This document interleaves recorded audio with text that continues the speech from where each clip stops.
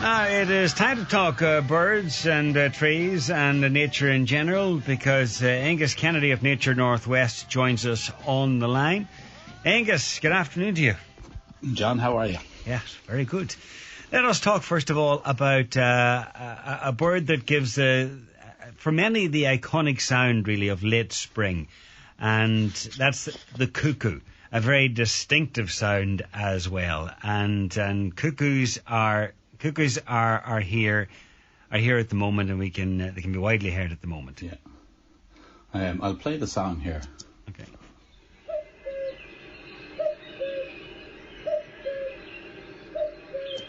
Can you make that out? Yes, indeed. And we all remember when we heard the first cuckoo of the season, so to speak.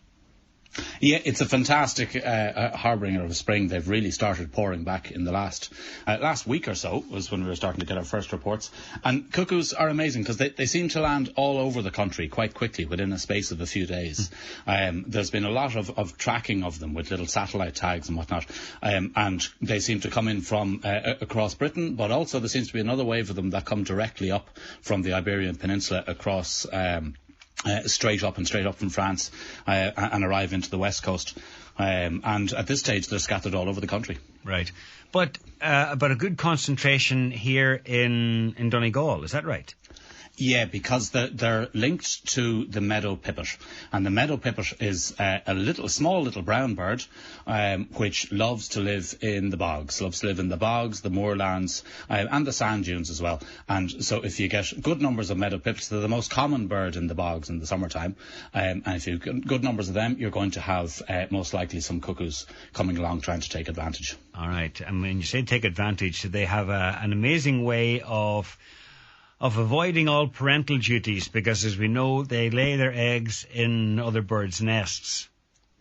Yeah, so they're a parasitic bird, and the very idea of a parasite is something that gets benefit from a host but doesn't kill it, but doesn't give anything to that host. And they're a classic example of this in birds. Not many birds do this, but it's an amazing evolutionary tactic, really, because it saves the parents an awful lot of energy of feeding their birds and raising their brood. What they do is when they arrive here, the male cuckoos start with that famous song, and they start singing and singing and singing, but also they're looking, and they're on the lookout for nests. And the females, they're listening out for the males, but they're also looking out for nests. And they will spiral high in the air, much like a hawk might do. And oftentimes then they will fly low over the ground, over the bog, over the open moors, in the hope of trying to disturb some of the small breeding birds. And just like you might see buzzards at this time of year, I see them regularly now near me being mobbed by crows, because the crows are worried the buzzards are going to come and eat the chicks out of their nests. Or you'll see sparrowhawks sometimes being mobbed by little birds because they know the danger of those. Cuckoos also get mobbed, but they're attracting this attention. Because if they're getting mobbed by birds, that means those birds are most likely breeding nearby. So they have a barred front. What I mean by that, they have little grey and white lines all the way across the front. So they look quite like a hawk, or quite like a sparrowhawk in particular. Their bill is very different, but their colours are quite similar. And they think that the reason for that is, as they're flying along, they attract the attention. The birds fly up from their nests, try and chase away the cuckoo, and the cuckoo says, aha, that's where the nest is, that's where I'm going to lay my egg. And amazingly, they lay their eggs and then let the other the eggs eventually hatch, and they let the other birds rear their young as well for a while. Yeah, their story is quite incredible, really. So they lay their egg, and the meadow pipit in particular is the one in Ireland, at least, that they produce an egg that looks virtually the same as the meadow pipit's egg, because birds can see extremely well. They can see in different spectrums to what we can see, as well as our own range of sight. So they can tell speckles and patterns on eggs better than we can. But the cuckoos have managed to mimic this. The egg is a tiny bit bigger, because the chick ends up being much bigger, but it looks virtually the same. And now when that little cuckoo egg hatches, within 10 hours of it hatching, it starts ejecting the other eggs. It's bare skin, so it's born with no feathers, like most chicks. And its bare skin, it's sensitive within just a few hours to anything else within that nest. So anything, be it a small stone, be it an egg, is hooked underneath the cuckoo and thrown out. The cuckoo chick has a little dip in its back, a little dip in its spine, where it's able to catch these eggs and push them out. Even though at that stage it is absolutely tiny, it's only probably about 3 or 4 grams. They're born at a weight of 2 grams, and over 3 weeks they increase from 2 grams up to 100 grams in weight. So you think of that for an increase and a rate of growth, which is quite incredible, really. So bad enough that they're in another species' nest, but then they start hoofing out the eggs belonging to that bird.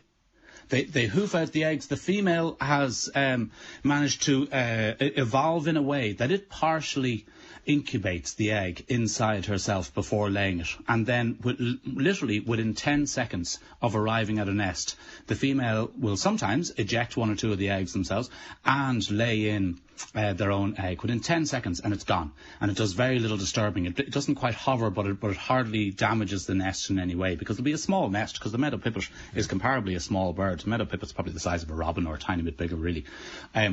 So it lays its little egg in there, and then the chick, it kills off the other eggs, and the poor hapless parents. The chick also has a begging call, which is the same as the meadow pipit's chicks. So the mum and dad are completely fooled by this, and it calls and calls and calls, and of course, but in no time grows much bigger than the stepmother and the stepfather. But they keep feeding it and keep feeding it and keep feeding it. And then to add further insult to injury, the cuckoo heads off to Africa, is that right, after its parents? Yeah, so the cuckoo heads to Africa. They've been a subject of a lot of study and migration, and in recent years, with the jumping technology of little satellite tags, cuckoos attract a lot of attention because they do a huge migration. And they're big enough to be able to carry these little satellite tags. But one of the amazing things, within 8 weeks of the males arriving, they can sometimes have left. Now, sometimes they'll hang on until kind of late July or so, but quite a few have been recorded within 8 weeks of landing. They're gone, and they head off on a kind of gentle journey. They head off across Britain, across France, across Europe, down, and then eventually in December time, November, December, they're heading south across the Sahara and all the way down to southern Congo, where they stay for the winter. And they've recently figured out, actually, that cuckoos are able to track weather patterns, possibly by pressure. That's still been speculated. So they can track where the rainfalls are going to be, and where the rainfalls are is where the bugs are. But for the migration bit, the young birds are left on their own. Whereas swallows, for instance, once the swallows come out of their nests, they will gather with all of last year's swallows and possibly even the year before swallows, and they'll head off in flocks together. Whereas those young cuckoos are hardwired, and they're able to fly all the way back down to Africa on their own. No map, no iPhone, no GPS, none of that stuff. In fact, they studied, and there was a study in Denmark where they removed cuckoo chicks and they put them all the way over to Spain, which is about 1,000 kilometres to the west. And they found those cuckoo chicks then flew east. And they flew east until they got themselves onto what should be the trajectory going south for them. And then they turned right and headed off down south. So it's quite amazing. They're hardwired. They're born instinctively to be able to follow these patterns. So they head south, but they don't manage to find their parents again, do they? No, they don't find, not necessarily their true parents. But another mystery that for scientists for a long time with cuckoos is ducks, for instance. Sometimes ducks will have too many eggs, and they will lay eggs into other types of ducks' nests. And those ducks, then when they hatch, those chicks, they will try and breed with that type. It's called imprinting. So when the chick is growing, it sees the parents and it thinks it's that species, even if it's not, if that makes sense. But the cuckoos, they seem to have delayed imprinting. They don't imprint, they don't try and breed with the meadow pipits, the tiny little meadow pipits that brought them up, really brought them to life. What they do is they seem to imprint the first time they hear an adult cuckoo, which quite often could be down in Africa, and they communicate to each other, and they're able to learn and figure out, this is my type, this is my clan. Okay, from one bird with a very distinctive call to a bird that's very distinctive, very recognisable, and that is the magpie. And recognisable because of its black and white plumage, which in reality isn't black and white at all. Yeah, they've some wonderful colours. They've beautiful blues and beautiful greens, very iridescent green in their feathers. If you get to look at them closely, I like magpies, I've got to say. I think they're very adaptable. They're very smart birds. They're a member of the corvid family, which is the fancy name for the crow family. And the crows, along with the gulls, are pretty much the cleverest of all the birds. And we have 7 different species of crow in Ireland, the magpie being one. So they're very adaptable. So as a result, they've done very well here. Now, what you've got to remember when it comes to adapting for these kind of things, the amount of roadkill has increased hugely in recent years in Ireland, Britain, all over Europe and whatnot, as our road network and our use of cars has increased. The amount of farmland being used in the last 50 years have increased. They're taking advantage of that, but they're also taking huge advantage of the cities, much like the gulls are doing, because of our food waste. And 1/3 of the food that is bought in Ireland, purchased in Ireland, is thrown away. 1/3 of food, which is quite bizarre, really. So they take advantage of this. Hence, their numbers have really gone up in the last 30, 40 years or so. And they also take the eggs of other birds. Is that right? They do, yeah. They're not liked for that at all, because they're scavengers. So if they find the nest of the robin or the nest of the blackbird or the thrush, they will take the eggs. And there's been a lot of study on this, but a lot of conflicting results. The RSPB, for instance, will say that no, this doesn't. That's the British Society for Protection of Birds. They don't really affect the songbird numbers. Other studies will say that yes, they do. So there's a lot of conflict in this. But what seems to be very true is if we don't have suitable habitats for the songbirds. In other words, if we've removed our hedges or cut our hedges too low or cut them at the wrong time of year where they're too thin and there isn't adequate cover, cats will be able to get in there easier, and magpies will certainly be able to get in there easier. But even though they take the eggs and young chicks, they themselves can fall victim to grey crows, which are a bit bigger and have a stronger, bigger bill, which will dismantle their nests and get at their families. And they'll also fall prey to sparrowhawks and falls prey to buzzards. And as our numbers of buzzards are on the way up, that is something that's hopefully redressing their balance a little bit. But they're very good parents. There's not that many birds build a complete dome, especially of bigger birds. You build a complete dome of a nest. In other words, a nest with a roof. And magpies do that. So keep an eye out for magpies' nests. They can, at this time of year, before the leaves have come out on the ash trees and the oak trees and whatnot, they can really stand out. They're big, round, like a big basketball size of nest, but it's completely covered over with a little roof. And it's very, very intricate, because they everything from twigs and branches to hair and wool and other stuff that they pick up. Yes, so they've quite a strong structure that they build, but then they'll line it.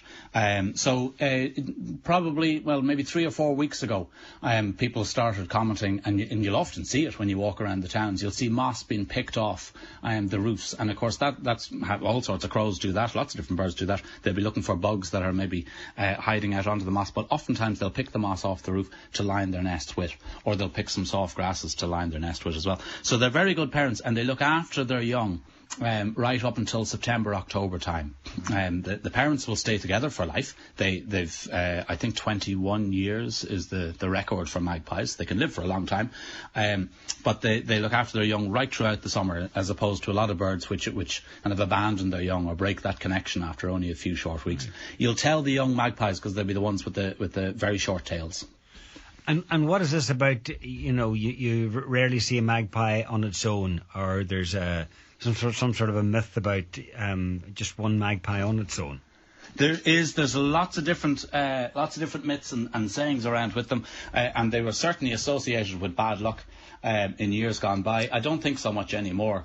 But there's a 1 for sorrow, 2 for joy, 3 for a girl, 4 for a boy, that's it. 5 for silver, 6 for gold, 7 for a secret that's never been told. So people would often doff their hat to the magpie if they saw the one, and they would think that would get over the bit of bad luck that go with it. But usually they will be in pairs. Those pairs stick together, and they will often gather in good-sized flocks over the winter time for protection and to help each other with foraging and whatnot. But they're not necessarily a sign of bad luck really for us at all. But if you're a small bird, songbird, you'll keep your head down and you'll keep your nest disguised if the magpies are about. And they're not very musical. Their call's very, very harsh. It's a very harsh sound, a very strong sound. Let's see, we'll play their little sound here. Let's see if you can hear this. Yeah. And that's actually their song, believe it or not.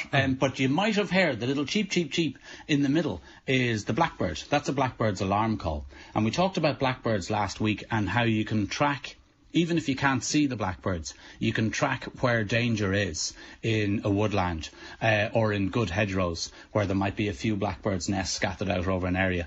Because as the danger gets closer, the alarm calls will get closer and more repetitive and more panicked, I suppose. Right.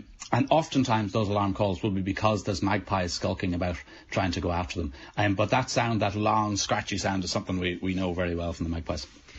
All right, some questions for you. First of all, someone says, how can I stop birds nesting in the garage? I have to keep the door open for the dog. I say this is a fairly common problem.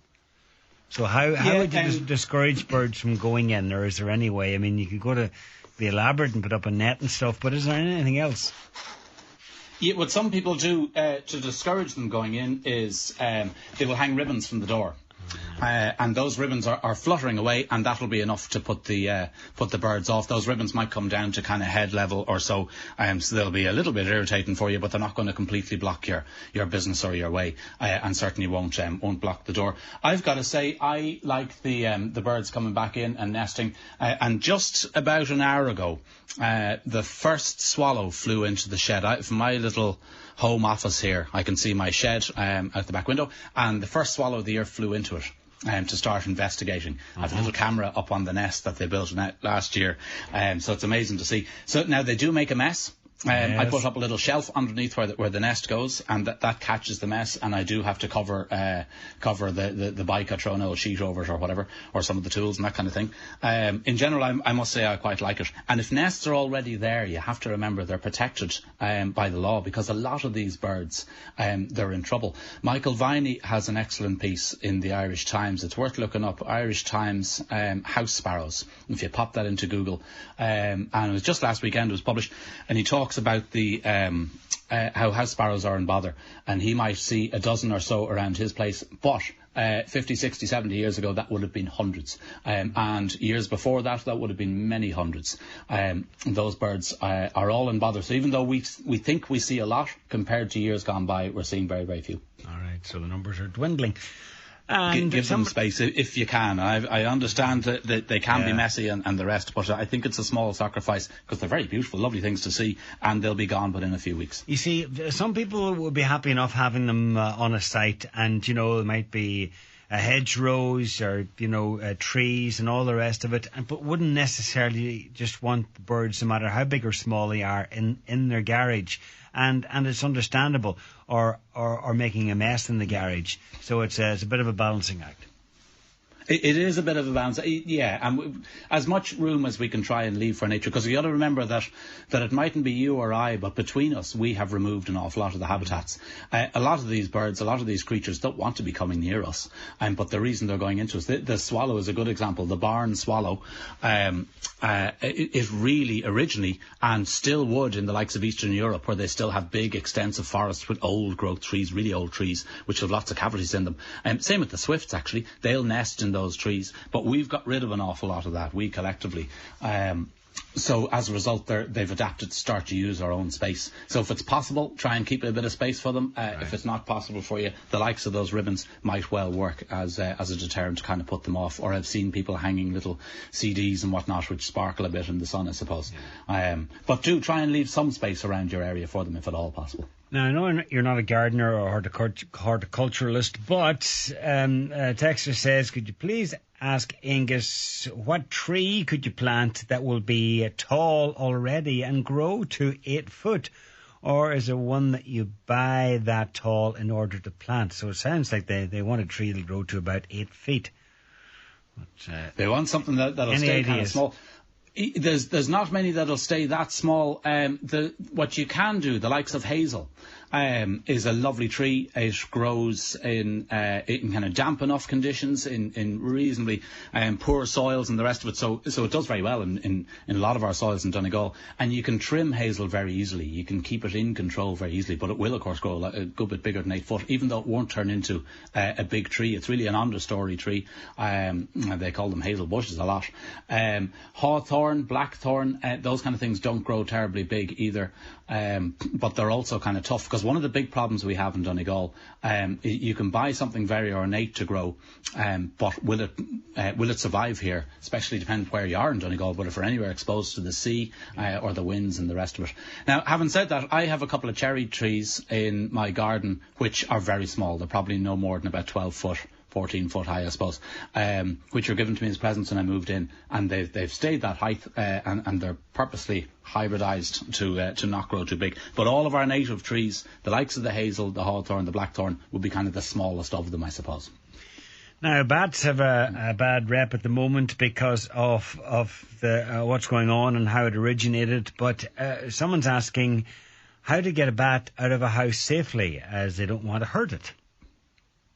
Yeah, the bats, the poor old bats are getting an awful hammering around the place, but they're amazing creatures as well. We'll talk more about them another time, about their virtues. To get them out, if they're in your house at the moment, well, the first thing to be aware, they won't cause you any damage. They won't do any harm. They won't do any damage. They're not like a mouse. They won't chew the wires or chew the insulation or any of that. Yes, they have tiny little droppings, but the droppings aren't like mouse droppings either. They don't smell unless they get wet. So unless you've got a leak in that roof, you won't smell their droppings whatsoever. And bats at this time of year are investigating different nursery routes or nursery potential homes. So it'll be the female bats that'll be checking out your roof and your attic spaces and whatnot. They're protected by the law because bats are in ferocious trouble. They have their numbers have been smashed in recent years. But they eat a phenomenal amount of bugs. So if you have some bats coming into your shed, coming into your attic, each bat will eat over 3,000 bugs around your garden, around your farmland. Most Irish bats only fly within a couple of kilometres of where they roost at night.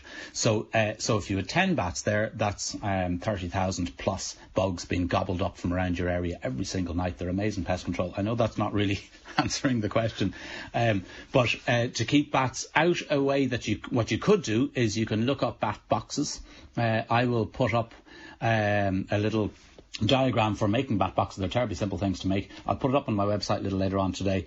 And if you put bat boxes near where you think they're going in, they can be quite successful. I've a few friends of mine have put them up near entrances of sheds. If they're the right kind of box, and the bats will quite often use them instead. Okay. Someone says, I love little birds coming back every year. They've just started in my shed. Love them. So there you are. That's someone is glad to see them and doesn't want to keep them out. Can you ask Angus about a bird I hear at night? It sounds like a sheep bleating, and it's only here this time of year. Any ideas? Sounds like a sheep bleating. A sheep bleating. I will have to think about that one a little bit. There's not a huge amount at night that makes a huge amount of noise. There's one or two of the warblers do sing a little bit at night. And of course the snipe have their funny drumming sound. The lapwing have their amazing kind of peewee sound, but that's quite different again. It could be a bird of prey that is getting excited or is chasing away some territories. The sparrowhawks have a very high little kind of chirp. The long-eared owl kind of occasionally, a little bit later in the year, has a very high squeaky sound. So it sounds a bit like a squeaky gate, and that's the begging call of its young, but it's probably the wrong time of year for that. Having said that, I would imagine it's some kind of bird of prey that is perhaps having some dispute, a territorial dispute with another of its species, but I'm guessing a little bit there, I'm afraid. And finally, someone says, there's a bird in my garden that makes like a 2-part high-pitched whistle whirling sound. Do you know what it is? I know it's a bit vague, but any idea? Is that a 2-part high-pitched whistle whirling sound? Well, the famous 2-part bird would be the great tit, which is its teacher kind of sound, and then there's the coal tit, does a faster kind of version of that, which is quite high, I suppose, could be a bit of a whistle, but it's not a very whirling sound. So I'm going to have to think about that one a little bit. But I'll tell you, one thing that they could do is have a look at NatureNorthWest.ie on the bit of shameless promotion there on the bird song section, and we recorded some little pieces of birds and some of the common garden birds that you'll get. You'll pick up the recordings on that, and you might get a clue there. Come on, okay. No, we had intended. If they were able to get a little recording of it on the phone, I've had some people sending me recordings on the phone. Now, only the bird song that's pretty close is picked up. But I've had people send me that, and I can give them the couple of songs that I can pick up at least, you know. Okay. If they're able to do that, tell them, or if it was possible for that listener to send me an email with a little audio clip. And we'll give it a go. Otherwise, check out Nature Northwest, and you never know, you might be lucky, you might be one of the ones featured on there. We had intended to chat about the blackthorn and the hawthorn, but we'll have to leave it until next week. In the meantime, Angus, thanks for joining us. Appreciate it. That's brilliant, John. Talk to you next Tuesday. Thanks.